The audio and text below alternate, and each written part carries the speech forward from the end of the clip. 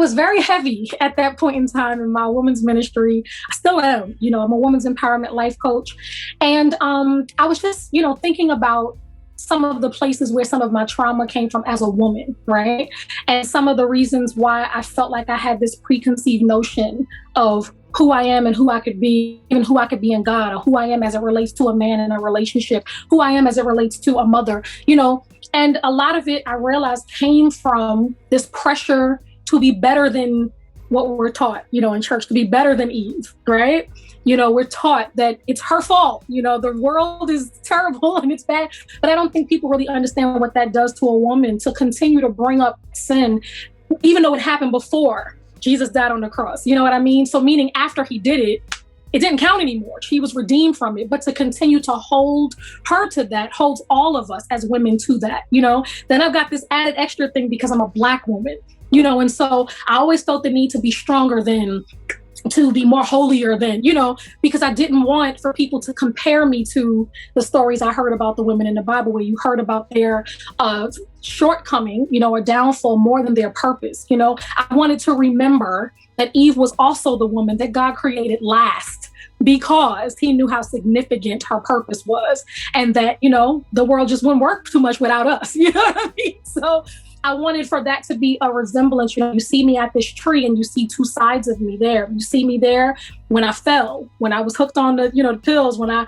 was messing up. But then you see this redeemed side. And that's because we fell at the tree. But then later on in the word, it says that God died on a tree.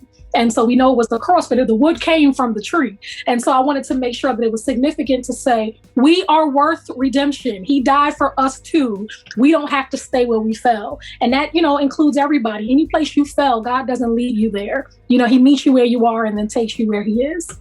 I would say that I'm shaken, but not stirred. I realized in my healing journey that those were two very different things. Shaken, you might rattle me a little bit, but you won't turn me around. I'm still going to stay focused on where I'm going and my destination. And you can't take me off of my course. So I definitely think that's the main thing I want people to see, that I'm not superhuman. I'm just a woman. You know what I mean? I know how to do this thing. My debut self-titled project, it taught me a lot. I would say from there, me learning a lesson to just truly be myself. When you're at a label, it's a little different, than when you're independent, because while you may be completely sold on what you want to put out, you also have to now sell the label, and I think people think that a lot of times artists just walk in, the label's like, this is it, and it's, amazing. Sometimes you have to sell them too, and so I didn't necessarily know how to do that in the beginning. It was just, what are you guys thinking? Okay, if you guys are sure, and so I put out my first project a little unsure. My second project, I was more sure, but still, I would say this is the first project that I was like, no, this is who I am. And I was willing to die on a sword for it, to say to the label, no, this is what I know I can push. This is who I know I am. And I know I got to make you guys believe it a little bit more. But if you just give me the leeway to do it, I promise you, I know that I can make it make sense. But I think it comes with not just maturity as an artist, but maturity as a person.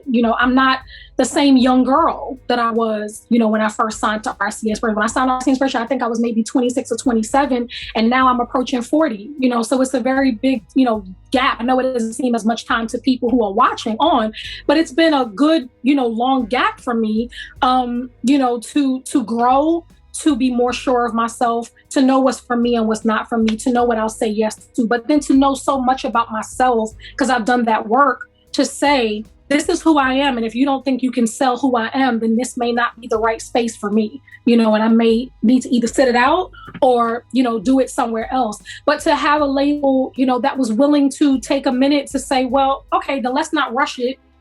Let's see. They never necessarily said no. They never necessarily said, oh, this will never, make it. They went and tried to figure out how. They took a little bit more time to get to know who I was, to see. We tried a lot of stuff. We were talking about adding more music that was a little more churchy, or doing this or doing that, and taking away from this. And people think this project, was just written in. Like I said, I've been writing this project over 5 years, and we held on to it for almost 2 to 3 years before the label put it out. So, like I said, it wasn't just We signed her. We think she's great. Let's put her out. You know, we all had to get to know each other again to know what was going to make sense and what, you know, they could do and what I could do. And, you know, so it's a lot more that goes on behind the scenes. Yeah. I started contributing to the Huffington Post a few years ago. So it wasn't during the pandemic at all. I was working with a publicist named Gwendolyn Quinn, and she actually, you know, thought of the idea and said, Latice, you know, I'm not patting myself on the back. I'm literally quoting what she said. She said, you know, you have a lot of good things to say, you know, and I think people need to hear it. You know, for me, it was an easy yes, because I always felt like anything that had to do with my ministry, I wanted it to feel like a Google search. You know, I wanted it to feel like, okay, what could possibly be wrong with me, or what is this that I'm going through? And for someone to say, okay, let me go to Google and see if other people have it too, you know? And so that's what I wanted for my ministry to be. I wanted for people to be able to come, like I said, and see what my symptoms are, see the pills that I've taken, and ultimately look for my cure, you know? And for me, the cure is God. And so I always want for people to land there, to figure out, I know when, you know, if I've, like I said, got a cold or something and I'm trying to see, okay, well, what did they use? And they might say, I used the natural remedy and this person used this. It's a plethora of options, you know, that we can look to say, well, let me try all of these things. And so I want for people to already see what I've tried and that they failed, but the only thing that has not failed is God. And then I'm hoping that they'll try that.